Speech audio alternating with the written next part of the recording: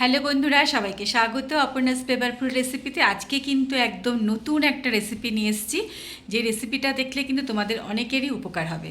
আসলে কি বলো তো, আমরা যখন বাইরে থেকে কোনো খাবার অর্ডার করি, এরকম প্লাস্টিকের পাত্রগুলিতে অর্ডার করি, তো প্লাস্টিকের যে পাত্রগুলো থাকে সেগুলোকে ফেলে না দিয়ে ওর মধ্যে কিন্তু মাটি দিয়ে আমরা গাছ লাগাতে পারি, যেটা আমাদের মানে ফেলাও হলো না, পরিবেশ নোংরাও হলো না, আর মানে ওইগুলোতে ইউজ করা হলো।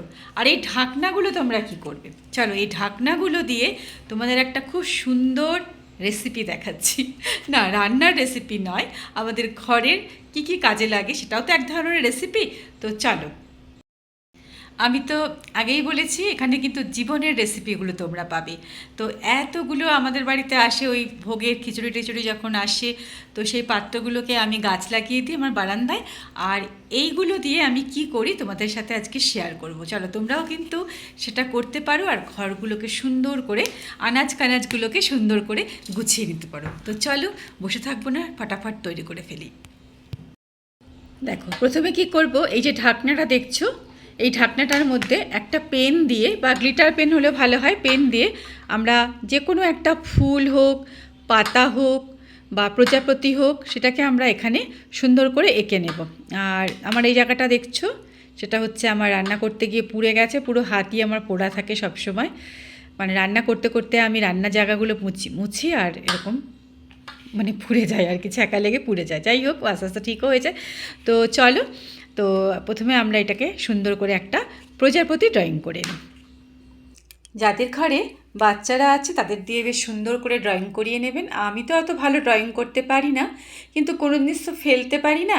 তো ভাবি সেগুলো যদি কোনো কিছুভাবে ইউজ করে নেওয়া যায়, তাহলে কিন্তু আমাদের পরিবেশটা একটু নোংরা থেকে কম হয়। দেখবেন চারিদিকে একদম নোংরা ফেলে প্লাস্টিকের জিনিস টিনিস দিয়ে একেবারে শেষ করে রেখেছে পরিবেশটাকে। যাই হোক, তো আমি এইরকম করে একটু ড্রয়িং করে নিলাম আমার মতো করে। আপনারা এর থেকে অনেক সুন্দর ড্রয়িং করতে জানেন, আমি জানি। তো এইভাবে ছবি এঁকে নেবেন। আমি যেমন আজকে একটা প্রজাপতির ছবি আঁকলাম।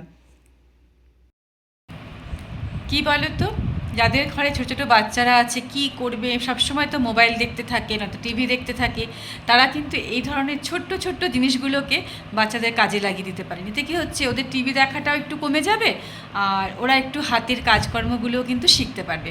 তো দেখো, আমি কি করলাম, এটাকে প্রথমে গোল করে কেটে নিলাম, তাহলে আমার কাটতে সুবিধা হবে। এবারে কাঁচি দিয়ে এটা কেটে, বাচ্চাদের কিন্তু এইভাবে মানে ক্রাফটের কাজে ওদেরকে লাগিয়ে দেবেন, তাহলে কি হবে, সারাদিন ওরা এইটা নিয়ে ব্যস্ত থাকবে আর একটু টিভি দেখাটা ওদের কমে যাবে। তো চলো কেটে নিচ্ছি। তো এই যেরকম যেখানে যেখানে এঁকেছি সেইখান থেকে আমরা এটাকে একটুখানি সুন্দর করে কেটে নেব। কী বলতো, আমাদের যখন ছোটোবেলা ছিল, আমাদের কিন্তু স্কুলে এরকম নানা রকম ক্রাফটের কাজ শেখানো হতো। তো সেখান থেকে আমরা শিখেছি, কিন্তু সে তো অনেক কাল আগের, এখন কি আর অত মনে আছে বলো না। তো যাই হোক, হঠাৎ করে মনে হলো যে এত প্লাস্টিকের মানে হয়ে গেছে ঢাকনাগুলো, ফেলে দেব না, তার থেকে একটু বেশ সুন্দর করে আমি আমার যে বারান্দাটা আছে, আমার বারান্দার যে সুন্দর করে গাছ লাগিয়েছি, সেইখানে যদি একটু ডেকোরেট করে দিই কেমন লাগে। তো এইভাবে একটু আস্তে আস্তে করে কাটতে হবে। তো এখন কাটা হয়ে গেল, এবারে রং করব। তো এবার রং করব, কিন্তু রং করার জন্য আমার কাছে তো রং টং কিছু নেই। তো আমার এই নেল পলিশগুলো যখন একেবারে শেষের দিকে না একটু ভারী ভারী হয়ে যায়, সেটাকেই আমি রঙের জন্য কাজে লাগাবো, মানে কিছুই কিনবো না আর কি। তো দেখো, এইভাবে কিন্তু আমি একটাকে রং করে নিলাম। এটা সবার প্রথমে করেছিলাম, তাই অতটা ভালো হয়নি।